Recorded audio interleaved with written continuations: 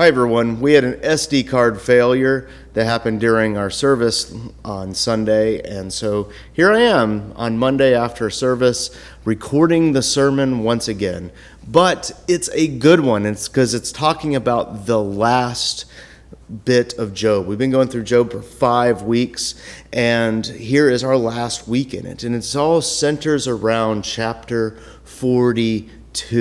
So to quick catch us up, we remember that Job begins with talking about Job's wisdom. It begins by talking about it, and then it kind of has this curl into the story, which Job is immensely wealthy, but when his kids have these amazing parties, he makes a sacrifice just in case one of his friends says something bad about God. I mean, one of his kids says something bad about God. That's interesting to me, and we'll talk more about that later. But then we see the courts of heaven and God and the adversary are talking, and the adversary basically accuses God of the only reason why anyone's being righteous, especially Job, the only reason why anyone's being righteous is because God is giving them good things. Basically, he's saying that if you take away the good stuff, people will stop being righteous. And God goes, okay, we'll see. Have you seen my friend Job? And so Job loses everything, even his health, but all of his wealth, his family, and his health, it's all gone. It's all wiped out. And then he sits in lament and ashes in that. And he begins to kind of grumble, but kind of not really.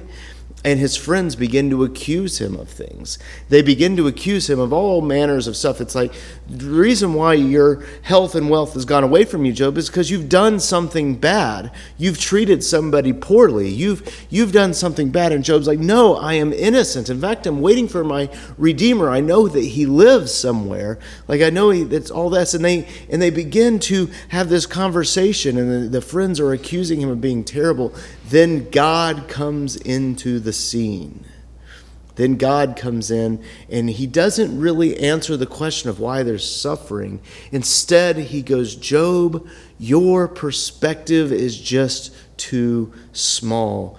Look at these huge things and these huge systems in the world. You have no idea how they work, and yet they go off, and I am the one who created and sustains all of that. It's this amazing, amazing story.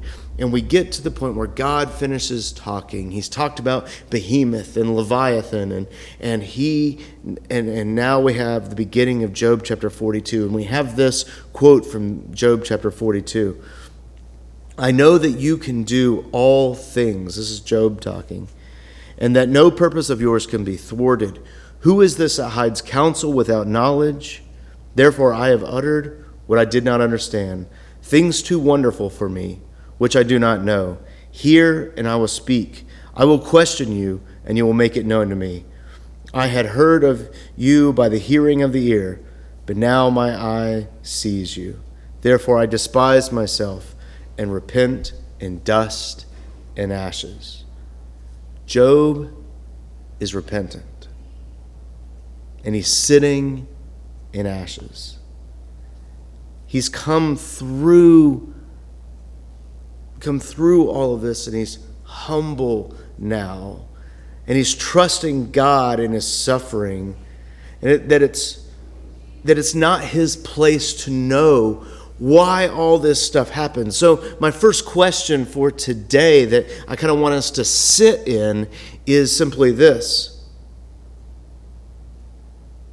do you have enough faith to sit in your suffering? Because that's what Job is doing now. He's sitting in his humility. Job has seen God. And that's what I think is so interesting, is that usually in our kind of American Christianity sense, whenever we think about seeing God, we're like, oh my goodness, I've seen God. And it's like this power trip. It's almost like we've taken this amazing drug. It's like we've had like 4-shot espresso, right? Like that's we were like, yeah, I'm all jazzed up. But we see especially the Old Testament, that people see God and they're like, whoa, hold on, I can't handle this. In Isaiah chapter 6, Isaiah sees the courts of God and he goes, I am undone. I am dying. I am undone. And we have Job here too, that he's like, I've spoken once, I've spoken twice, I can't speak anymore. He's been in the presence of God, and he comes away different and humble. So I ask again, are you like Job? Do you have enough faith to be able to sit in your suffering? Do you have enough faith to trust Jesus when he says that the meek will inherit the earth? Or do you try to just explain that away? Explain that away. Because that's what we do a lot of times. We usually enter spite. Like something bad happens to us and we love to build spite. Like somebody cuts us off on the road and we build spite. And it's almost like Job has all this bad stuff has happened to him. He could become embittered and terrible, and he could just build spite out of him. But his friends, they feel bad for Job and that he's doing this, and they're almost building spite against him. And this reminds me of a New York businessman named Joseph Richardson. He owned a narrow strip of land, and it was 5 feet wide by 104 feet long. And Richardson owned this little narrow strip of land. And there was another guy who owned the strip next to him that was a much more normal-sized lot, and he wanted to buy that lot of land, but they couldn't agree to a price. And they both got extremely upset at one another, and they accused each other of terrible things, and they just couldn't do it. And so the original guy's like, well, fine, I'm going to build my building anyway. And he looked at that tiny plot of land, and he's like, he's never going to build anything there. So he instructed his architect to put windows overlooking that piece of land so he could overlook the Park Avenue in this apartment building that he was constructing. So he built it up, and Richardson, who owned the narrow plot of land, saw that there was this amazing view over his small piece of land, and he said out of spite, no one will be able to look over my plot of land. And so he built a house straight up the sides of it. Unbelievable, right? Unbelievable. Like he built it up, and he built this house 5 feet wide by 104 feet long. They said that the biggest table in the whole house was 18 inches wide. 18 inches wide. And up against this house, there were windows from this other apartment behind it. The whole purpose of this house was built out of spite. And I have some pictures of it, and this is the house right here. But it's hard to see, so if I darken it, you can see the house even better. Yeah, that darkened part is actually the house. Isn't that crazy? It really is. It's absolutely bonkers.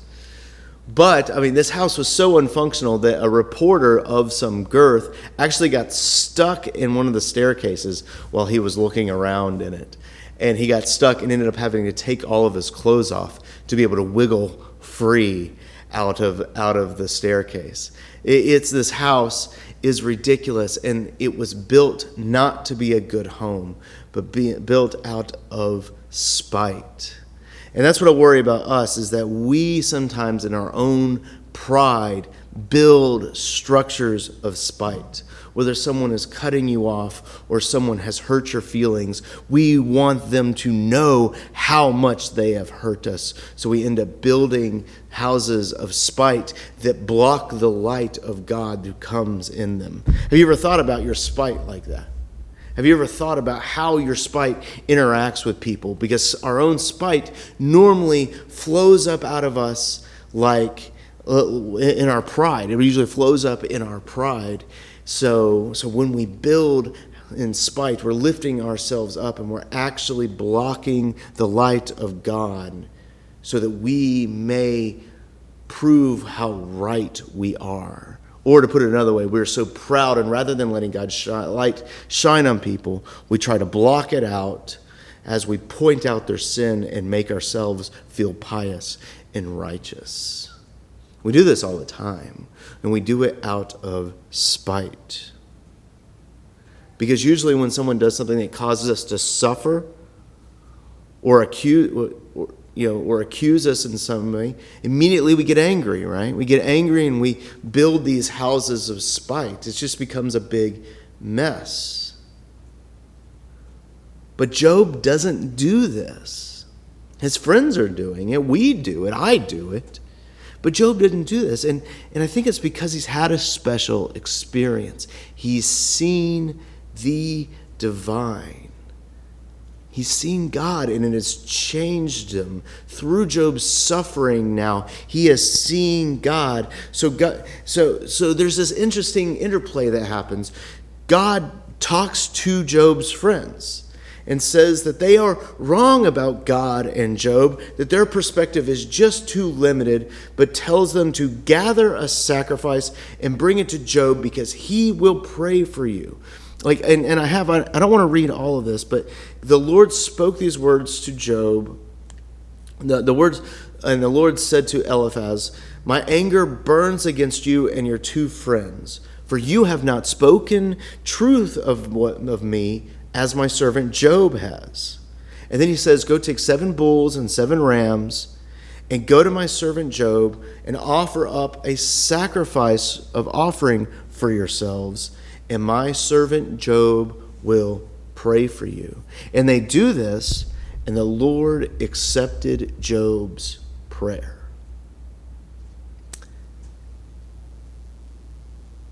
In church on Sunday, I talked about how this sermon is thick. And this is the thick part. Who is God telling to do things here? And who is he not telling to do things? God is telling the friends who have spoken bad of him what to do, but he's not doing that to Job. He's not telling Job what to do. God simply knows what Job is going to do because Job has seen God and he's been humbled. Through his suffering, Job has changed and God knows it. And then rather than building with spite so his friends might lose something, rather than saying that he had been right and they were wrong, nana nana boo boo, see, God's on my side, Job is going to sacrifice so his friends can have everything. He will essentially do what is required so that they can experience the living Redeemer that he had so longed for in his suffering, so that they can have forgiveness of sins. Think about that. God knows Job has changed. He's humble. He's going to be the one to make atonement for his enemies.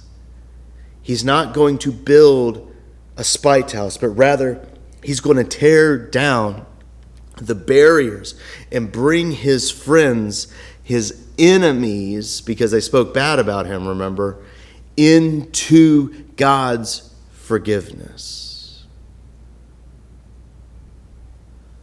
Now, let's talk about this for a second. So as I was growing up, I always heard that the Old Testament God is this God of anger and spite and always like shooting lightnings out of his fingertips and all of those things. And then I heard then God changed in the New Testament, became about grace and good flowers and bunnies and happy things, right? And I've never liked that image because I felt it was very inconsistent. But I want you to look at this story that we are talking about today. This story in Job. Look at what's being said here about Job. That he is that God is basically going to use Job as this redeemer to pray for his friends that they might receive full forgiveness. That sounds New Testament. That sounds straight up New Testament, not like halfway New Testament, like all the way New Testament, it sounds like Jesus. Now, I'm not saying Job is Jesus, but I'm saying that there's consistencies in the story that have to be talked about. And let's talk about them, because God put so much on Jesus. Think about the suffering that Jesus had to go through. Right at the beginning of his life, his family had to go to Egypt to escape from being killed early, right? And then at the beginning of his ministry, we see Jesus in the wilderness being tempted by Satan, being offered everything, right? Remember when remember how Jesus felt about his friends and how he wept when his friend Lazarus had died. Remember when he looked on Jerusalem and he said, "Oh, how I long to gather you like a hen gathers her chicks, that he might protect them, that they would not kill him." Remember when his friend Judas gave him a kiss of betrayal, turning him over into suffering. Remember when his best follower, Peter, the guy who was going to base the entire church on, denied him and let him fall into the hands of suffering 3 times. Remember when all the weight of sin fell on him when he was on the cross. And he yelled, my God, why have you forsaken me?" And he died. It seems that these 2 guys, Job and Jesus, who suffered so much that they both said, "God, why are you turning your face from my suffering?" when it would be completely in their rights to build houses of spite and condemnation against those who added to their suffering, and yet in their full humility and sacrifice, they sacrifice so God would bring his forgiveness to the very people who hurled their insults on them. This story is in the Old Testament. I've heard people compare Job. They're like, "See, this is an angry God that doesn't care about people." But we see that the story of Job is God is forgiving the people who have even got the message wrong and have acted wrongly. That's amazing news. It's good news. And this is what we see in Job. This is what we see in Job, that Jesus, who humbly died and rose for you, lives in you so that you can be a living sacrifice for your friends and your enemies. Do you see that? And I'm going to say that again because that's a huge point. Is that what we see in the story of Job and what we see in the Jesus story is that Jesus died and rose again, and his spirit is existing inside of you, that you're not in control anymore. You don't have to worry about all of this. It's all taken care of so that you can now be a living sacrifice, or to quote Jesus, take up your cross daily so that your friends and enemies can receive the forgiveness of sins. Or to use the spite house metaphor, that you might not block the light of God by trying to manage your own suffering by building houses of spite. But you would be in humility offering the light of God to all people. It's cool, huh? So what's Job about? What is this book about? I think that Job, and I could be wrong on this, I've read a lot of commentaries and a lot of them don't actually agree with this point, but I'm kind of sticking with it. Job has changed from the beginning to the end. Now, usually we consider Job to be kind of the same throughout, that he's just righteous throughout. But I think he's changed from beginning of end. At the beginning, at the beginning of the story, he is making a sacrifice for his kids in case they've done something wrong. He's protecting his own. And at the end, he's no longer protecting what he has. He's protecting his friends who have gone astray, who have done bad towards him. It's a story of redemption, not of what anyone has done, but because of what God is doing. That God is forgiving these sins through Job. It's a cool story. It's very cool. So how about you? How about you? In your suffering, are you working to block the light of God by trying to explain him away and explain his justice away, trying to explain it all? Or are you humbly trusting him, even in the things that you can't understand? Seeing his sacrifice for you, and in turn letting your life, whether in suffering or joy, that they might reflect God's light to your friends. Listen, Job is about control. And Job is trying to control at the beginning. And we see that he's like, it's not about my control anymore. It's about how God is in control. And there's freedom when we realize that we don't have to control anymore, that we're not in control anymore, that God is in complete control over the whole creation, and he's watching out for us. Whether the life may seem good or bad at the moment, that God is still watching out for us. So we don't have to control everything about our lives, that we are able to help people in all situations, help bring the forgiveness of sins to so many people. Because we're not in control. God is. And that is such good news. So many blessings to everyone who is listening to this today. And I hope that you're able to live your life knowing that God is in control, whether your days are filled with sunshine or rain clouds. Peace be with you.